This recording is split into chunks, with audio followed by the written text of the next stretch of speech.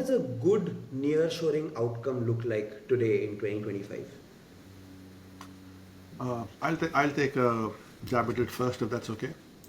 See, if you look at, you can segregate the evolution of outsourcing, in terms of customer maturity, service delivery maturity, governance, etc. When we talk of offshore, particularly IT services, and I'm not talking of contact centers and all, India is the first name as a recall, and largely so because they have been a global presence for 25, 30 years, scaling up and becoming almost the IT hub, IT support hub for the world. But having said that, there are a few byproducts of such success.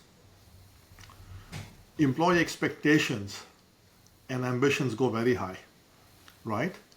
As a result, managing cost becomes a challenge at a very basic level. The next element that you look at is, as an extension of that, is retention of good talent, right? And so one of the biggest concerns most CIOs that we talk to and CDOs that we talk to is, hey, my outsourcing partner has 30, 35%, 28% kind of churn, and every time, I have to onboard new people, I have to go through the whole learning curve. And once we do that, we lose that talent, right? And on the economics, that as the first point I touched, you look at it. If you have to constantly give people a raise of 7%, 8%, 10% on one side, and the customers are looking at, hey, how do I embrace technology to create 20%, 30% efficiency and cost cut down and time to market? The numbers, become a challenge. So if I have to identify specifically to your question some of the key matrices, they will be around efficiency, talent retention, right? And efficiency is not only in cost efficiency, but even productivity efficiency. If I have to give an analogy, with this whole AI thing becoming a large adoption of AI in the large enterprises, what happens is, since it's a new initiative, new technology, the level playing ground become kind of pretty equal for those people who have 30 years experience versus those who have 3 years experience, because the relevant experience is what matters. I would draw the same thing from a nearshore perspective for Latin America, that while, the maturity and scale has been in some other parts of the world, in the recent times, technology adoption is reasonably at par. I mean, we are able to find some very good data scientists, people with AI, ML, a lot of transformational technologies. Now, we may still not be able to find the classic legacy ERPs and the old COBOL mainframes because, this was not geared up for that. But from a new technology perspective, talent access is there. And when you look at companies like Microsoft, for example, AstraZeneca, for example, Oracle, for example, New York Life, for example, there is a reason they are kind of driving this, right? Because they see efficiencies, they see talent availability, they see productivity gain, they see cost advantage, which are clearly some of the key metrics that we have to drive. Rajeshwar, you want to add?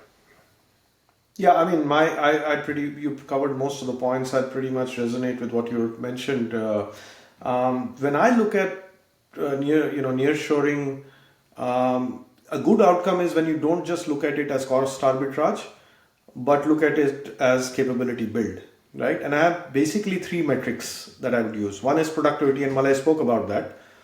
Well-run nearshoring centers give you about 15 to 20% higher, productivity gains than having a pure on-site offshore model. Which means if your model incorporates nearshore, you drive a 15 to 20% higher productivity gain in your delivery. The second is capability mix, right? If after a year, let us say you're still doing transactional work, you've left value on the table, right? The best run nearshore centers, they'll throw in analytics, digital, domain specific work. For example, in pharma, firms are using Mexico to do medical writing and medical legal review, while banks use, say, for example, Costa Rica to do AI-enabled compliance, right? And the third element, which again Malay spoke about, which is retention. When you invest in cultural integration, turnover can be 20-30% less than in, let's say, typical offshoring programs, right? So a good outcome is not necessarily measured in terms of dollars, but in terms of capability, in terms of speed, and in terms of alignment to the parent organization's innovation agenda. I Yeah, mean, and as it evolves, one matrix that is not very critical today because nearshore is relatively, new from a large scale adoption is the percentage of rookie mix, right? Right, because people are still using it as a India plus one strategy. But I'm certain if I look 2, 3, 4 years ahead, as it matures a little more, we will suddenly start measuring, hey, what percentage of our workforce there is a rookie workforce? Because that's a lot of young talent coming out. Rajeshwar mentioned like 150,000 STEM students graduating from Mexico alone, 80,000 from Colombia, and about 450, 500,000 from Brazil, right? So it's a huge young talent coming in. And the true benefit organizations, enterprises will have is when they kind of start tracking that as well. These are great points, folks.